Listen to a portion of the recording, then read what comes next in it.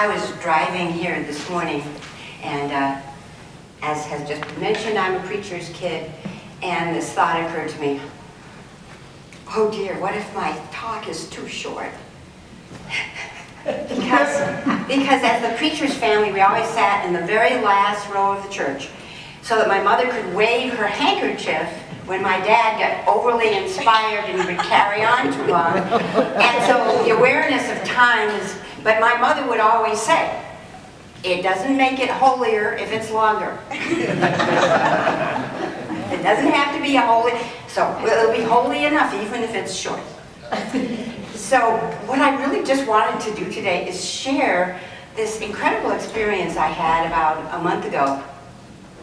My movie-going friend, Candy, who always is reading the reviews and everything, said, well, there's this movie and it's only going to be here a couple more days, but we really ought to go see it. It's gotten great reviews, and there's part of me that I don't pay attention to reviews that much, but if it's gotten great reviews, it must be pretty good. And it won the Cannes Film Festival, and it is a foreign film. And it comes from Japan, and the title of this film is A Perfect Day. Has anybody, did you see it? You actually saw it. That's fantastic. Good. So you can nod your head and you can raise your hand if I go off track too far. This movie, I went to see it and I came away just with this feeling of peacefulness, of restful peacefulness. But it was just, I couldn't quite put my finger on it, but it was more than that. I just knew it was more than that. It was more than that. And as I share it with you today, I'll share with you what it is that I kept feeling was, it's more than that. It's more than just being peaceful. It's more than just seeing the sun and welcoming the sky.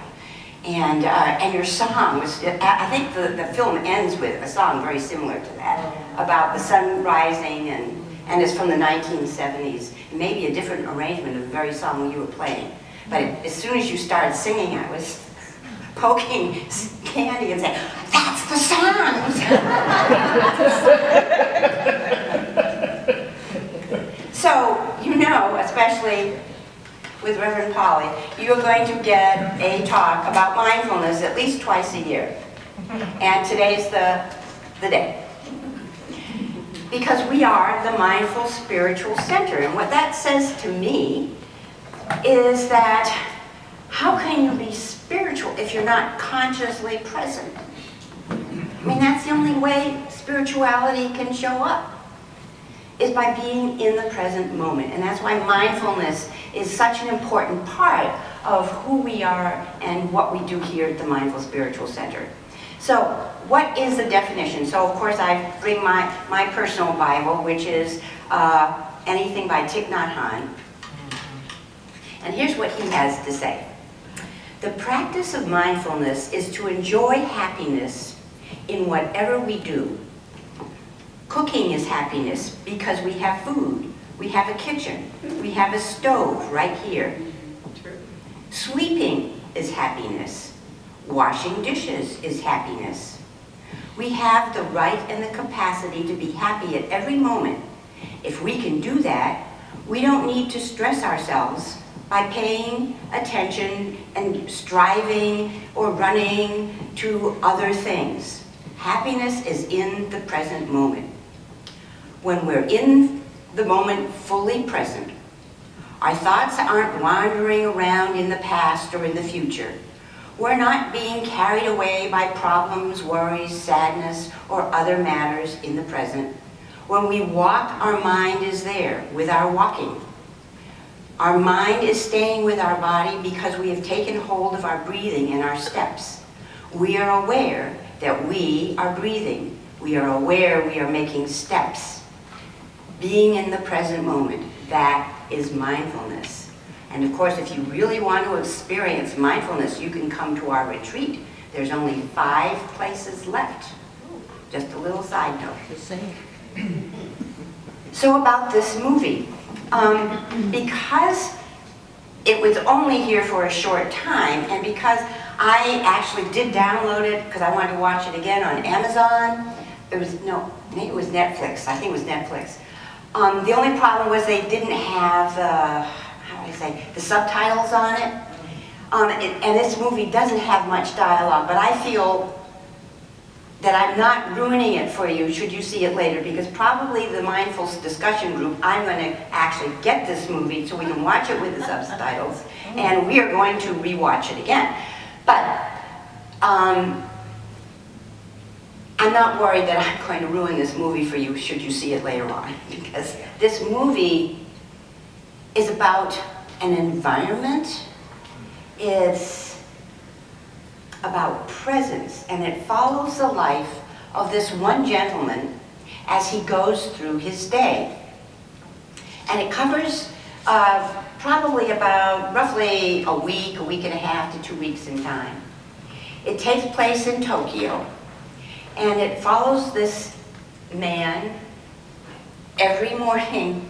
And it's almost like, what was there was an American movie where it was like almost the same day every day? Groundhog Day. This is deeper than Groundhog Day. So every morning, this gentleman wakes up, his eyes open, and the first thing he does is he looks out at the sky. And he just observes the sky, and he hears this old woman down the street, and she's brushing the leaves off of her sidewalk and off of her porch. And every morning he hears this familiar sound as he's waking up, and he looks at the sky and he sees the birds. And he goes through his morning routine, he brushes his teeth, he trims his mustache. And of course this takes place in Tokyo, Japan. He lives in this tiny little apartment in Tokyo, in one of the suburbs of Tokyo.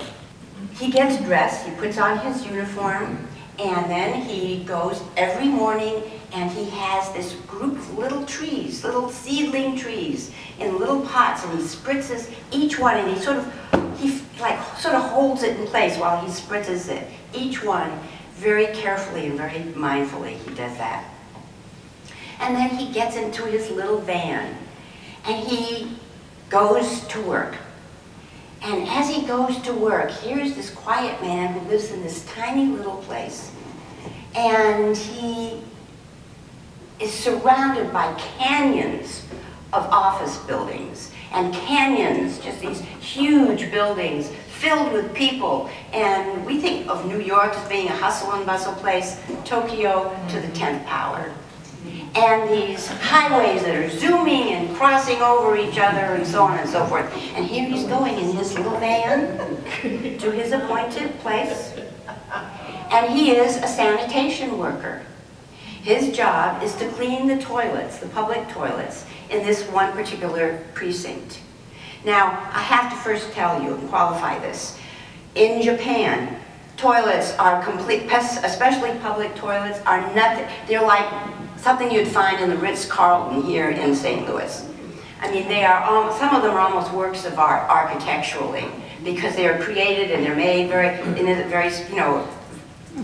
artistically. There's one where an American came by and she wasn't quite sure how to handle this toilet, because when you open the door, when you open the door and you step in, you can see outside.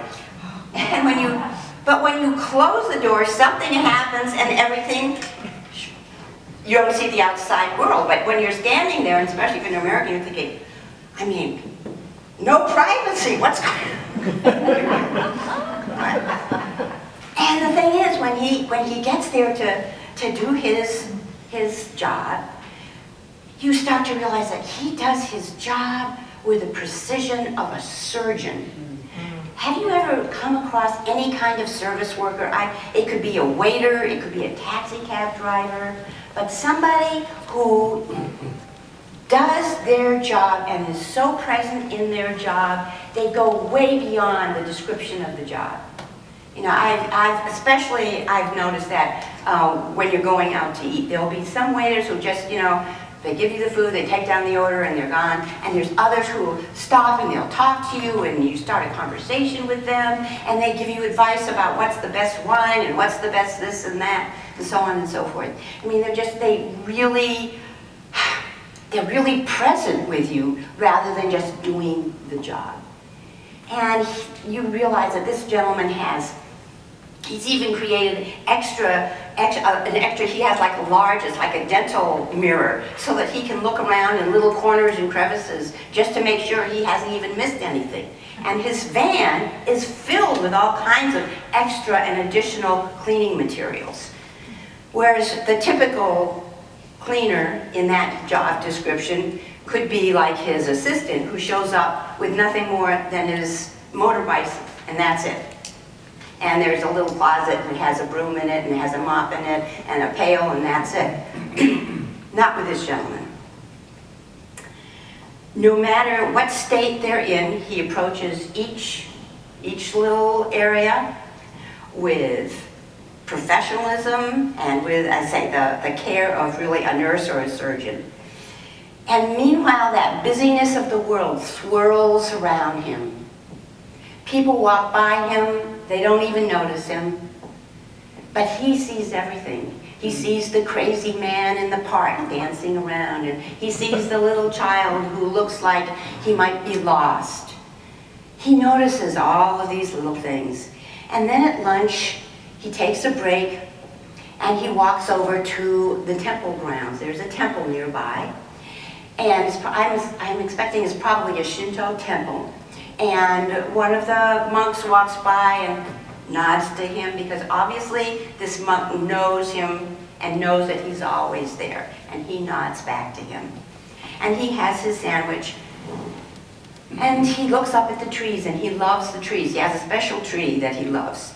And he takes his non-digital camera out and looks up at the trees, and he takes pictures of all the shadows and the interesting patterns and the colorations that they make as the sun shines down through. And he really is appreciating the trees. So he does that, and then at the end of the day, he piles everything back into his little van, and he stops by a little sushi shop that's in a very busy little corner down near the subway. And every morning and every evening, as he approaches, he sits in his one little corner, and wherever he goes, everybody seems to know him, and always they say, "Here is a glass with ice and with water for your good service." And they smile at him and they thank him. And then he gets home, and he turns on his light, and he gets out a book and he reads until it's time to go to sleep. Interestingly enough, the book he was reading in this particular film was William Faulkner. And then he goes to sleep. And then the next morning he hears the brush of the old woman next door who's brushing the sidewalk. And he looks out and he sees the sky and he hears the birds and he smiles. And he trims his beard, he gets ready to go to work. He stops by the little machine where you get, everything of course is in little machines in Japan, including coffee. So he gets his coffee, carries it in, off to work through that canyon of busyness and impersonal walls of concrete and roads going over. And he gets to his little park where he is taking care of the public toilets and goes back to work again. Now here's the thing about this movie. As you watch it, you become aware that what the movie is about is his peacefulness and the way he embraces each day. So each day is a perfect day. The sun is coming through. He sees the sky. He sees all the people and everything. And you get the idea that he's just fully present. And you come away from the movie feeling peaceful. Wouldn't you say? Wouldn't you agree with me? But here's the thing. Japanese society is very stratified. even more so than ours. A sanitation worker is largely ignored and is definitely in the lower class. And yet here is a sanitation worker who reads William Faulkner. Here's a sanitation worker who has an enormous and rare collection of American music from the 1970s and 80s. Here is a sanitation worker who can invest a lot of extra equipment to do his job. And here's a sanitation worker whose sister arrives in a chauffeured limousine, thrilled that she finally found where he was living. So obviously he comes from a wealthy family and from another life. And what really hit me, the more I started thinking about this movie, was that he has intentionally chosen this life. He's not resisting anything in this life because this is a life that he has made a conscious decision to live. So he's not resisting the fact that he's alone. He's not resisting the fact that he has such a quiet life. Everything that he does, he's just fully present with, whether it's happiness, sadness. Sometimes there's things that make him angry, but he's just fully present with it. So in each moment, he's totally alive. He's looking at the sky. He's appreciating the temple and the garden and the trees. He sees the people who are the nobodies. Just as most of society sees him as a nobody. But for him, there are no nobodies. Everybody is somebody. He's living his life with intention, and that is mindfulness. It is a perfect description of it, and that's why it's worth seeing this movie. When I think of last Sunday, and I think of Joan Marie, who was here, how many of you heard her talk?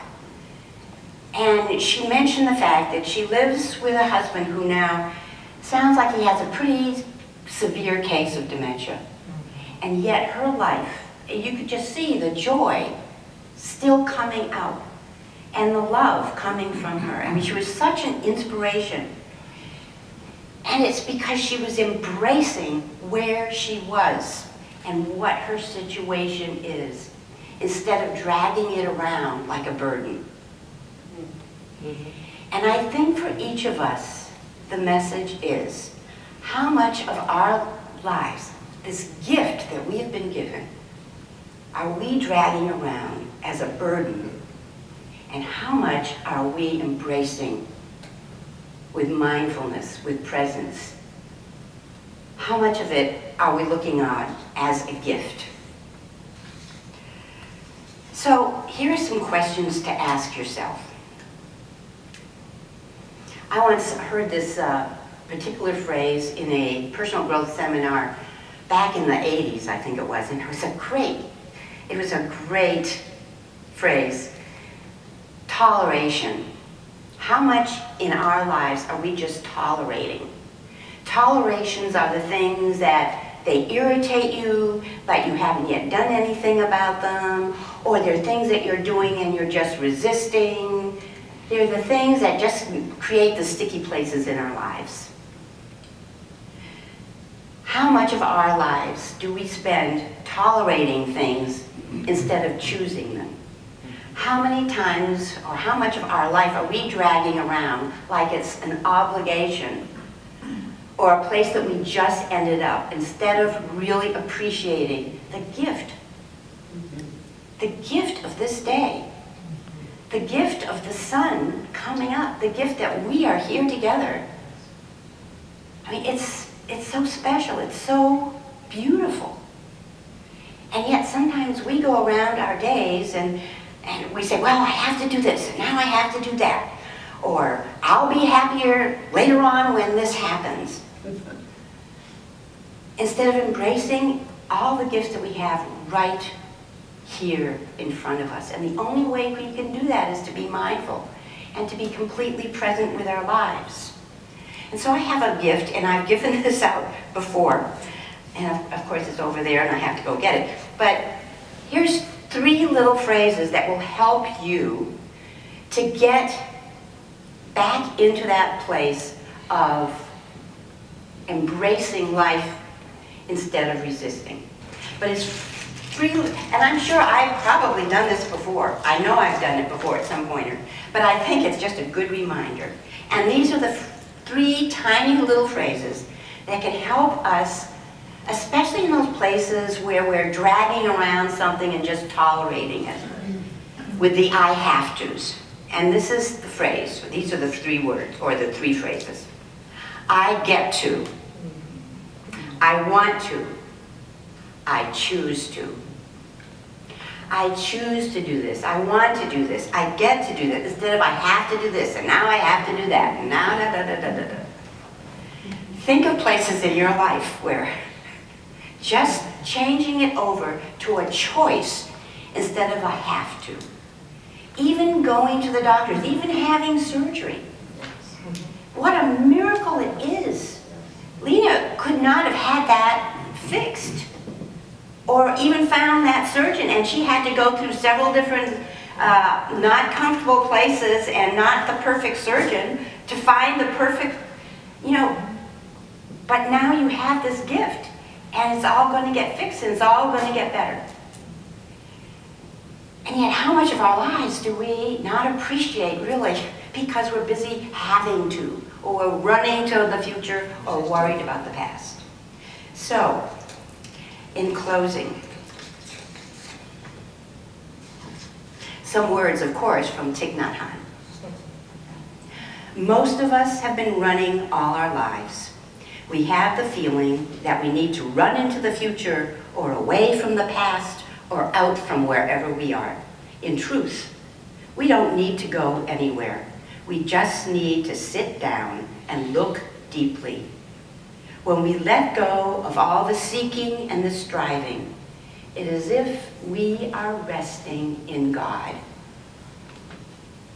What is essential is to bring that quality of being to a situation, that quality of being loving and present, and bring it to the suffering in our world. Because if we are suffering, just like everybody else, how can we help them suffer less? If doctors have the same sickness as the patients, how can they help them heal? And so for each one of us, our own energy of peace, joy, compassion, and freedom is essential.